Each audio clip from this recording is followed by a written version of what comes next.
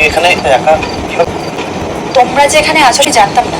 আমি তো পুরুলিয়াতে ধ্রুবদের বাড়িতে এসেছি আজকে বিয়ের দিন, তাই পলাশবনি আসবো বলে আকারেই বেরিয়েছিলাম অর্চি। খানিকটা আসার পর দেখলাম রাস্তা কিছু ভেঙে গেছে, তাই ঘুরে আসতে গিয়ে এতটা লেট হয়ে গেল। কিন্তু অর্চি চারপাশে দেখলাম প্রচুর। আমাকে প্রশ্ন করুন, আমি অবশ্য খুব সাবধানে উত্তর দিয়েছি। আসলে এক্ষেত্রে রুবুর নামটা আমাকে খুব হেল্প করলো। আমি একটা এনজিওর কাজে এসেছি। কোথাও বেরোবার সঙ্গেই প্রায় প্রচুর পুলিশ আছে বাহা। আর কতদূর আমি যতটা বুঝলাম যে ও চট্টগ্রাম গ্রামে আছে। ওরা একটা দল ইনস্ট্রাকশন দিয়ে পাঠারও কোথাও। তুমি দেখুন এখান থেকে বেরিয়ে পড়ো, জানতে পারি এই গ্রামের লোকেদের সঙ্গে যোগাযোগ আছে। সেটা তো পারে। যেমনি তুই তুই এখান থেকে যা কিনে না তো পরবের জন্য যদি আমি আসতাম তাহলে, কিন্তু তো চলে যেতে পারি না।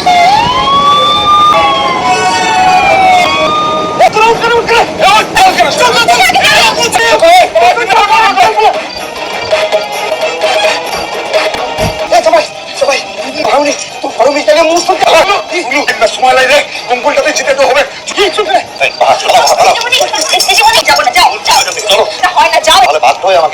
জীবনে যখন কোনো কাজ করো কিছু করতে হবে, এখান থেকে যাও। করো না হচ্ছি তোমার বোকা আমার নাম এই পুরো চিন্তাকে দিতে হবে। এখান থেকে যাও তোমরা, যাও।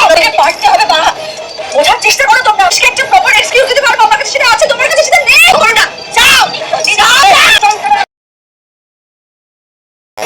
পা দুটোই কামড়াচ্ছে খুব।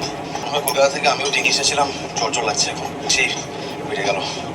এত আজকাল কি হয়েছে? তুমি দেখো করছি ওরা আজই কলকাতাতে চলে যায়। এখানে তাহলে পাবো কি?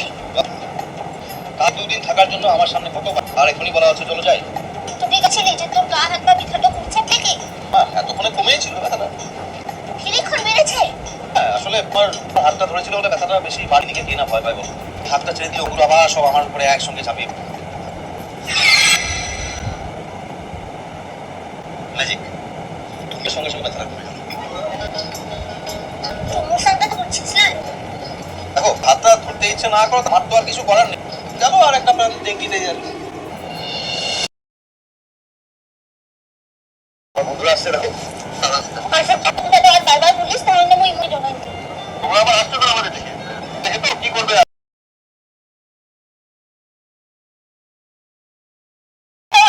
আমি একেবারে সকালের থেকে ভালোটা আনছি। কিসের লিখে মোর মনে থেকে জড়াইছিলাম সেটা তো উঠে। কি করছো? আমি তো আর কিছু বলি তাই না? কিসের লিখে জড়াইছিলাম জানিস? কিসের লিখে? তুই যখন খেলার কথাটা বলিলা তার লিখে তোর যা হয় তোকে মন্ত্রটা বুঝছি। মন ছিল, আমি তো ভাবলাম অন্য কিছু। কি ভাবলি? ভাবলাম আমাকে সুহাগ করছো।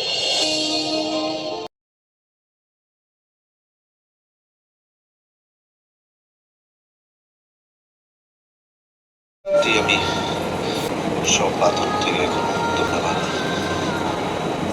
কেন? আমি তো বেঁচে আছি নাকি? মরে তো যাইনি। তোকে চিনে না আর কোনোদিন কোথাকে যাবো কিনে। আমি তো একজন ঠক, প্রতারক। তুই যাই হোক কিনে তুই তো মনে আনছিস না ও তোকে আর কোনোদিনে লিখতে যাবো কি? বাহা, ওরা আর পরেশ বাড়িতে ফিরে যাবো কিনে। তোর মুখ অন্য কোথাকে গিয়ে থাকবো, ঠিক আছে? পলাশমণির উপর এত রাগ?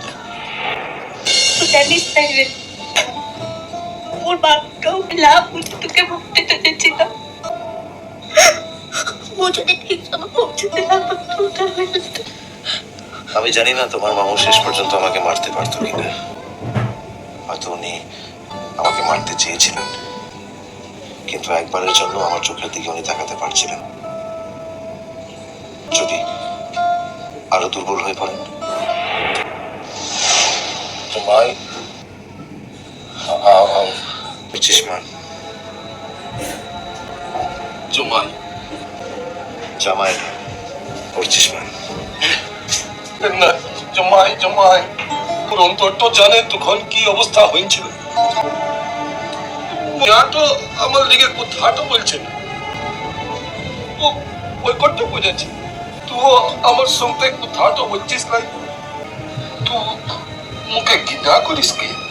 সেই ক্ষমতা আমার নেই সত্যকা। তোমার সঙ্গে দেখা করতে এসেছিলাম বলেই তো ভার সঙ্গে আমার দেখা হয়েছিল।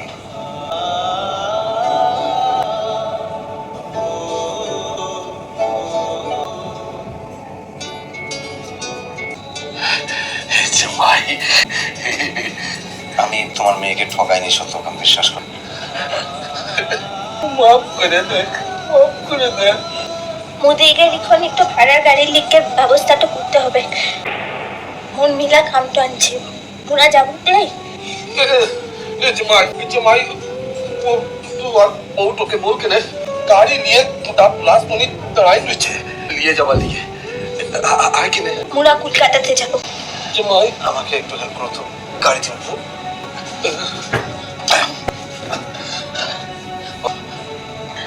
तो मुनी जाबी लाई যাবো না, গিয়ে একটু জামাই আদর পাবো, তা বলে তো এখানে আসা। তোমার মেয়ে না হয় তার শ্বশুর বাড়ি গেল, আমি তো আমার শ্বশুর বাড়ি যাবোই।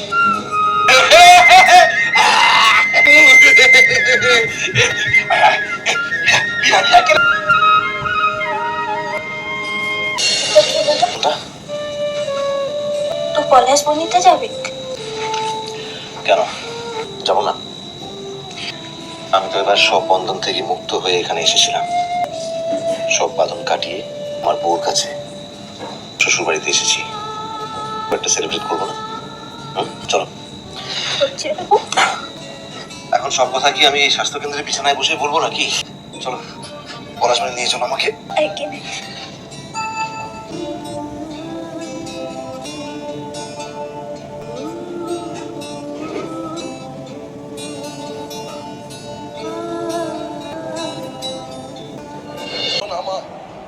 পড়ালেখা তো নিয়েই থাকো, কষ্ট সকলের আছে বাহা, সবার কষ্ট।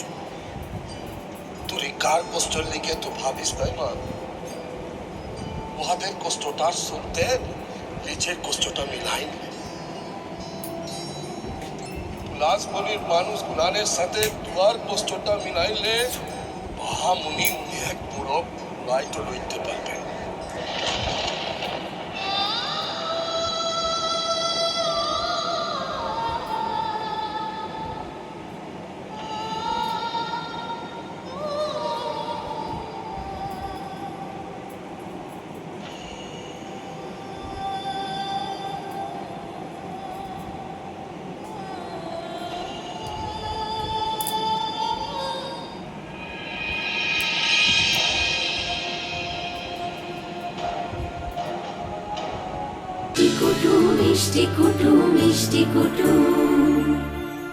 ভিডিওটি সম্পূর্ণ বিনোদনের জন্য তৈরি, ভুল ত্রুটি হলে ক্ষমা করবেন। ভালো লাগলে লাইক, শেয়ার ও কমেন্ট করতে ভুলবেন না। আর চ্যানেলটি সাবস্ক্রাইব করে পাশে থাকবেন। ধন্যবাদ।